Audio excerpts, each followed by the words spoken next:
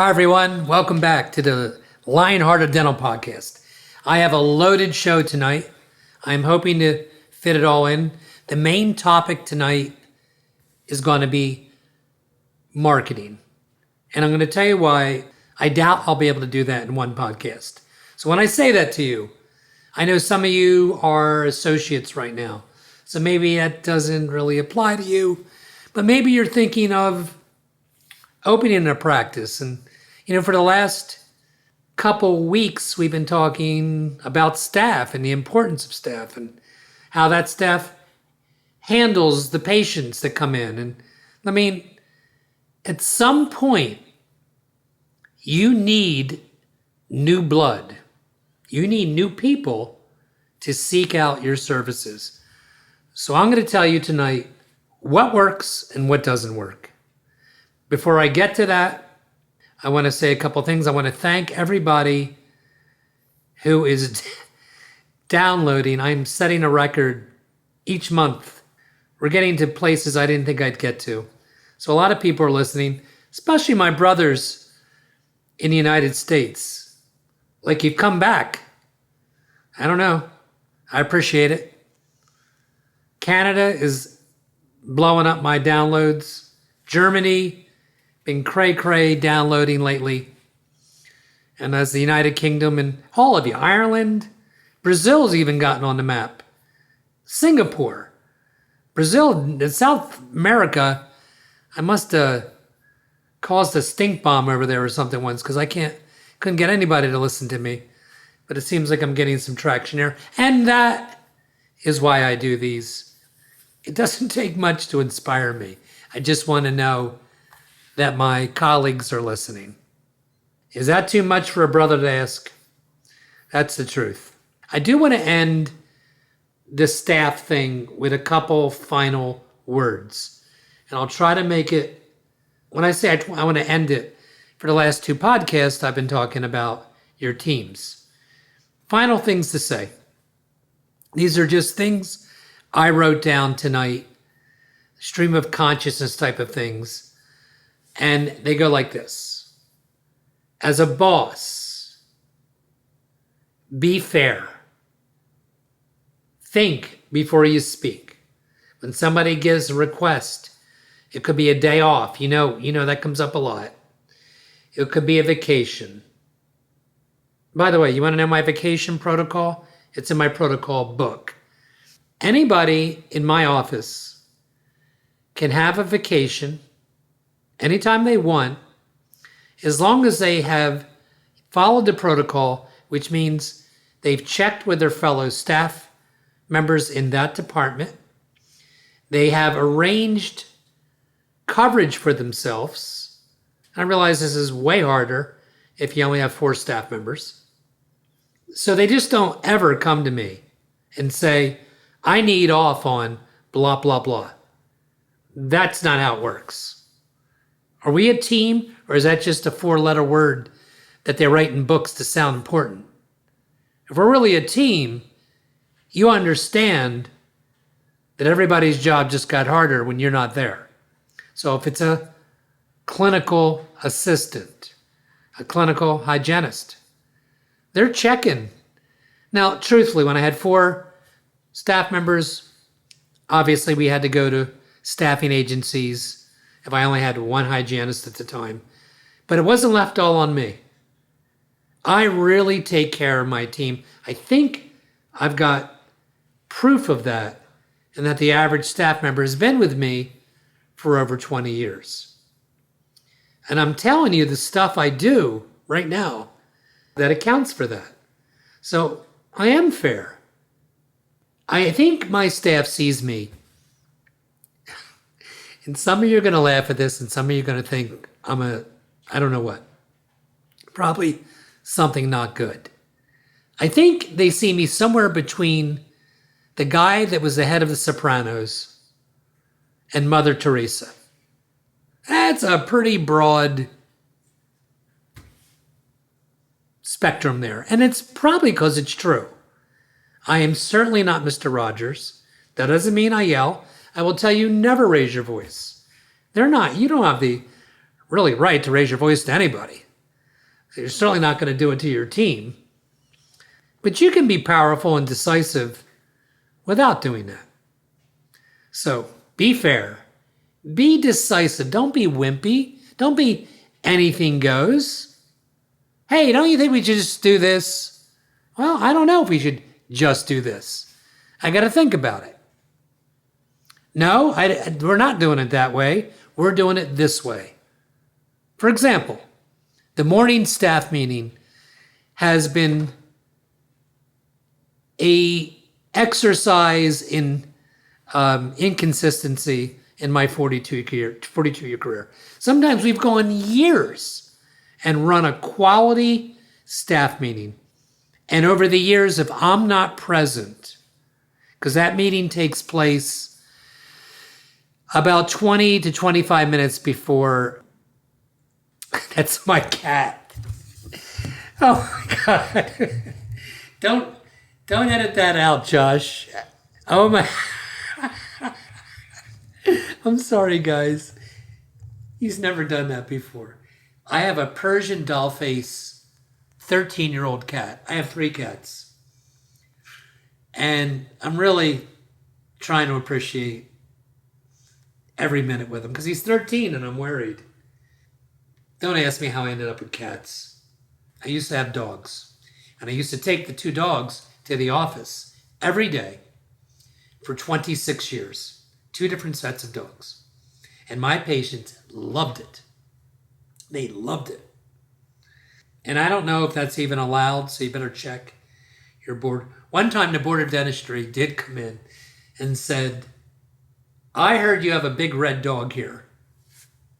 And as he was saying it to me, there was a dog bowl at his feet.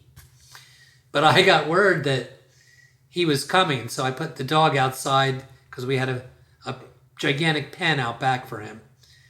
But he didn't say you're not allowed, but it did spark an examination of all of our sterilization procedures, which I welcomed because we are exhaustively thorough, as I'm sure my colleagues are. So enough of the pet stories from Steve Rasner. So you have to be their boss over their friend. You do. And if you ever get to a situation where you find yourself at home typing a letter to one of them and you're really upset, don't push send. Ever. Until you read it the next day. Just trust me on it. Okay, so be fair, be decisive. They don't want a wimpy boss. Oh, by the way, they shouldn't call you by their first name. You guys are going to hate me, some of you, for saying this. I'm only sharing with you. There's got to be a line. I mean, I'm telling you, my staff loves me. We go out. We don't go out as much as we used to. But every Thursday, or a lot of Thursdays, there is a little bar next to us.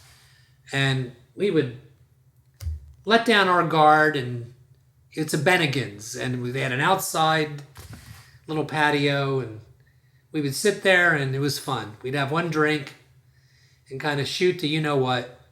And they've been with me a long time. I've watched their kids grow up. I mean, a lot of their kids work for me at different times.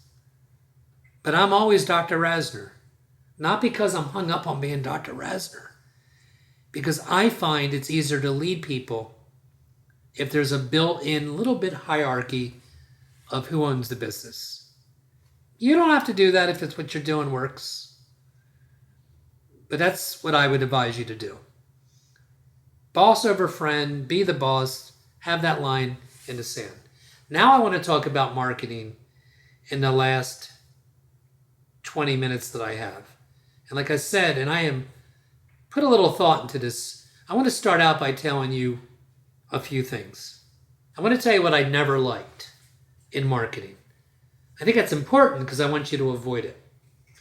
I never liked the things like mall events. Like when you're out there in the beginning, you are so open to a myriad of ideas that are going to come your way. And they're all going to sound good for a little bit. And I've tried them all. And I know what works, and I know what doesn't. So there's a thing at the mall this week on a health fair even. I'm sorry, it's not your time best spent. You only have so many hours in your career to give up to promote your business. I'm not a big mall guy. I'm not the kind of guy, Lionhearted would not recommend that you advertise on restaurant placemats, that you bother with the annual golf tournament. If you want to do that, because you have so much cash and you just want to be benevolent, then that's another story. But don't do that expecting for it to change and bring in a new patient, because it doesn't. You know, they have an annual cancer golf tournament and they get the local businesses to own one of the greens, the holes. You have the 5th hole, the 17th hole, whatever. I don't golf, as you can tell. Okay. So don't do that stuff. Don't put a sign on a Little League fence. I'm never a fan of mailers, and I know many of you do this. So the thing comes and you send out all this stuff in the mailing, and never worked for me. I did it. Why I'm on that subject, and I've made this very clear, I think it's a mistake for you to ever use the word free or imply a discount. And you're talking to the poster child of the dentist that did that. So I had Nurses Month, Teachers Month, Factory Month, implying that anybody that was in that industry would get a discount. In fact, I think I said what the discount would be. And we got some people. Listen, don't say free bleaching, free consult. If you want to have a discounted fee to get them into your office, that's on you. That would not be the advice from a 42-year veteran to put together a pretty special, but don't forget what I did, a practice that many of you would covet in an area that is just distraught. I can't emphasize that enough. Do it yourself. Google Cumberland County, New Jersey, economics, unemployment, poverty level, desired place to live, whatever you want to put, it's going to come up bad, really bad. Not only in the state of New Jersey, but in the United States of America. And yet, I have this practice. Well, a lot of the practice came from the ideas I'm about to give you, and not what to do. TV, I spent $55,000 on a TV campaign 20 years ago, and I didn't get one patient, because you need really deep pockets to sustain a television ad. And maybe they work if you have deep pockets. It didn't work for me, and it was an incredible waste of money for me. I even tried radio, which I do advocate, but not the major stations. If you live near Atlanta, Chicago, LA, you cannot use the major stations because the ROI, the return on your investment, isn't there. So I paid $22,000 to ESPN to broadcast in Philadelphia, which is only 40 minutes from my office. I drive there every day. That's where I'm broadcasting to you from right now. And I was on one time a day for 4 weeks. Maybe it was 6. I don't remember. I might have been on. No, I was on one time a day in the afternoon session. It was a popular sports talk host. I got 2 people. It did not pay for itself. Compare that to a local radio station where I'm on 5 times a day. I sponsor the weather. I'm on exactly the same time, 10 before the hour, from 10 of 6 to 10 at 10, and then there's one at 6. And I do the ad. By the way, I even wrote an ad for one of my listeners in the last 3 months. I took my ad and I edited it to him, to his office. No fee. I just did it. I haven't checked with him how it's doing, but mine kills it. It's an oldies station. That's the market you want. Oldies or a talk station. But you got to be on there, and that costs me exactly $900 per month. Now, is this podcast valuable or what? Where do you get to get those kind of comparisons? Bam, like that. Yeah, $900 a month, 5 times a day, 5 days a week. Not on Saturday, not on Sunday. I've tried a little bigger stations, a little more powerful. It did not work. So you want to reach out to me on any of this, I am a radio fan, if it's the right radio station. But that's not really what I wanted to talk about. Let me see my time. I'm okay. This next part is really hard, and I did all of it. You have to embrace community. You can't just say you embrace community. You have to do it. So how do you do that?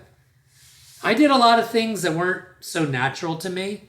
I joined the Lions Club all over the United States. I don't know about my global colleagues, but in the United States, we have civic groups. They're called like Kiwanis Club, the Lions Club. Well, I was a member of the Lions Club. And all of these I did. They're nice to do. I was trying to meet people and get my name out there. And it's laborious. They're really hard to sit through sometimes. I'm sorry they are. But I did it. I did it for years upon years. In fact, there's a scholarship in the Lions Club of Cumberland County, New Jersey, that I support, and it's a significant one. It's $750 a year to the best student of the year. It's in my father's name. I don't even know if anybody knows that I support it. The Lions Club people do. Now, I got to say something. When I did this, and this could be dated, I don't know your Lions Club or Kiwanis or Rotary's another club in the United States. I don't know how powerful it is.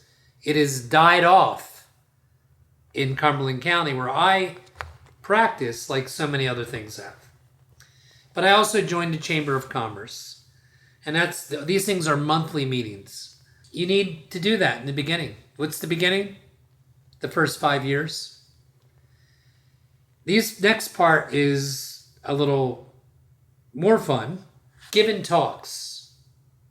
Now I know that'll frighten some of you, but the place to start, and I did it every February for at least 20 years. I kid you not, my office manager set up at least 10 nursery schools. I did them on Tuesday morning before I went to work, on the way into work. And you're there, I have the whole program for you. I can have it mailed to you. And I know it sounds a little, are you kidding me? But if you haven't spoken before, it's a great place to start because you're talking to 3 and 4-year-olds who obviously are going to find you fascinating. And it'll give you a little confidence when you do the next one. You're only in there, by the way, a tops of 30 minutes. You leave with a letter for every kid to take home that Dr. Tom, Dr. Steve visited our school today, and this is what we learned. And of course, there's a toothbrush, phone number, and my card. I got a lot of patients, and the parents of those patients for years and years. I haven't done anything like that in 10 years, nor will I ever again. For one thing, I don't like working on children.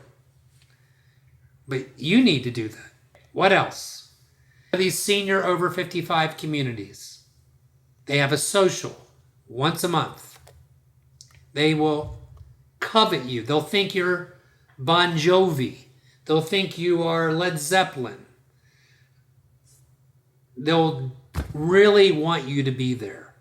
So when your office manager, who sets all this up, says, We would like to know if you'd like to have Dr. So-and-so come out and do a talk to your residents. They'll pick a night. I have that all lined up for you as well, from the beginning to the end. I'll tell you now, when I used to do it, I just showed up and I talked for 30 minutes. I brought some gloves, a mask, and a bunch of mirrors, just in case somebody asked me after I spoke to take a look in their mouth. And I did.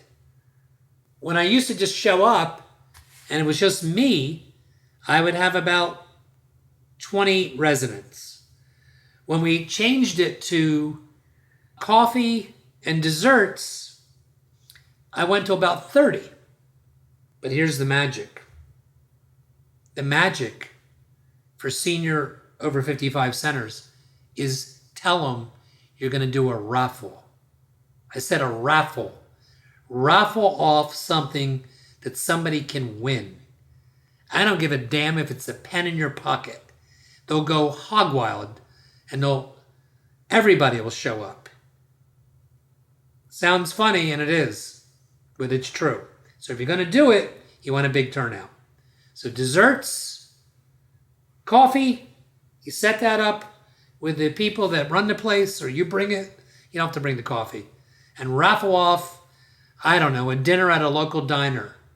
They'll be there, and they'll love that part the most. What else do I have for you? Office seminars. I did this for 10 years. So you post in the local newspaper or on the radio if you're on that you have a free seminar on whatever you want it to be on. Cosmetic dentistry. All on 4. The latest in whatever, dentures. And when I did these, again I learned that I doubled the attendance if I offered something free. And if I had desserts. Now, I'm in that area that I keep discussing, and I never had 20 people. 8 to 14 is a great turnout. You tell them in the beginning of the presentation that you're doing, and you need some photographs, of course. You have to have slides, that at the end of the night, if anybody wants a private consultation, you only have room for 1 or 2. That's when you can give a free consultation. It doesn't matter whether anybody's... By the way, I did it for about 10 years. I haven't done it in years. I remember for a couple years that we never took in less than $20,000 on any seminar that I ever gave. Now, this cannot be unique to me. It works, that's why. So, I mean, you're going to definitely get people that just want the desserts and want to maybe win whatever you're going to be raffling off. But I wouldn't put it out there if I didn't believe in it. Okay. One other thing we did, and I think I'll have to break this up into 2, because I don't like when they're over 30 minutes. By the way, you guys really loved. Let me know if you want anything else when I talk about how to break the stress of what we do. Remember I had that podcast on having a prepared staff, eliminate negativity. That's the most downloaded podcast I ever did in 3.5 years. I want to talk about what you want to hear about. But I think it was time to help you with marketing. My email is drrasner@aol.com. I know it's 500 years old, that email. Just that's what it is. Another thing we did is we would send 2 staff members out on Friday, of which I'm closed. And they would bring whatever it was, a dozen donuts, some kind of pastries to smaller local businesses, and said, hey, we're from Dr. Rasner's office. We're out just letting you know that we exist, and we hope that if any of you ever need or have the desire for a new dentist, give us a consideration. We'd love to have you. And I picked 2 very amicable people in my office. Of course, we paid them for that. And Every office has somebody that enjoys doing that kind of a thing. And we did it. We took advantage of it. All of this, embracing community, joining clubs that really might not be your thing. You have to do it. It's our residency. Do you get it? It's what physicians have to do. They got to pay dues for like 6 to 8 years. And it's worse dues than I'm talking about. At least you're in private practice. It's your business. You have everything to gain and lose by doing it or not doing it. I know it's a lot. I'm telling you guys, this is how it happened. This is how my practice got so big. Once they got to my office, it was all the other protocols you hear me talk about every week that lured them in. And gosh, I have 2 great stories for you, if I can remember them next week, on case presentations that I never dreamed. See, when I do a case presentation, I go to Michelle, who's now figuring out, the financial department's figuring out what treatment plan I recommended, what it cost. The patient knows that Michelle's going to be coming in and going over the dollars and cents of the treatment plan I recommended. And I go to her and I coach her on what I just learned. I just spent 30 minutes plus with this patient and their spouse. And I can tell her a lot. And sometimes I will say, you don't have a prayer with this one. I said this today. And it's not, I know you hear me say that. But there's no way you're going to come back to me and ask me how much time I need, which is what she says. We are so crazy razor high. We always have been, but not, it's like almost never know anymore. It's unbelievable. And the 2 people today were such wackadoodles. And by the way, they have access to this. I guess I shouldn't say those things. But they really were out there. And I stuck to my guns. I kept getting interrupted by silly things that they didn't know each other. One was in the morning, one was in the afternoon. It was like somebody set me up for these 2. Had not really high dental IQs. And the one in the afternoon was like on a mission to be mean. She did not like dentistry. And I got to tell you, I held my ground. I smiled a lot. Took some breaths. I wasn't even sure I wanted to work on her when I got done. First of all, I never thought she'd accept, which she did. So Gabe, my associate, my blessed, wonderful, very good doctor, Gabe Ruiz. There you go, Gabe. I said your name. From North Jersey. I have the pleasure of working with this guy for the last couple months. A real pro's pro. He doesn't even know I'm saying this. I'm not even positive he'll see this. He's a gentleman's gentleman, and he's a consummate doctor. He doesn't even know how good he is. You're getting her, because I don't think I have the patience. Anyway, I'll tell you about them next week. But I had a lot of fun doing this. I hope it resonated. I hope it came off. I don't know if I'll do any more on marketing unless I hear you ask me for specifics. It takes a lot of work and energy, guys. Nobody's going to give this to you. Nobody is coming to rescue you. You get that? Unless you have really wealthy parents that I didn't have, and most of my colleagues that I know didn't have. Nobody's coming to rescue you, and nor should they. This is your life, my life. We need to figure it out. That's how I feel. And if I could do it being ranked in the bottom of my class, not because I wanted to be, and then go into a town that very few of you would accept, you wouldn't live there, I promise you that. Not that I don't love the town. I wish it was the way it was when I grew up 100 years ago, but it's not. If I can do it there, you can do it wherever you are. But it takes work. And it takes a lot of energy. But man, it's worth it. Have a great week. I'll see you next week on Lionhearted. I'm going to try and make it my goal, so hold me to it, in the next 2 months to get rid of that guy's voice. That talks like this. Are you tired of running from room to room? That guy, I'm going to get rid of him. I know I promised it, but I'm going to. Have a great week. See you next week.